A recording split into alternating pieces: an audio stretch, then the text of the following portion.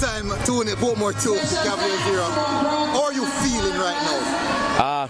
You know, to be able to leave the competition with a trophy, you know, one of the two that's up for grab, it's a wonderful feeling. You know, we've worked hard coming, you know. So I think the fight that we put into the games to get here, I think, you know, we deserve it. Yeah, definitely. So you guys didn't achieve going to top 6 to fight for the Premier League trophy, but certainly you are lifting a trophy tonight. What does that do for the team going forward from here? You know, that showed us, you know, we got a late start. I myself, Lamar, Shava Walsh, and a few was late additions to the team. You know, so it took a while for us to gel, and when we did so, well, we fell short by 1 point. But you know, that shows that next season we can just, once we start together, and we can just work and improve on what we've done this season.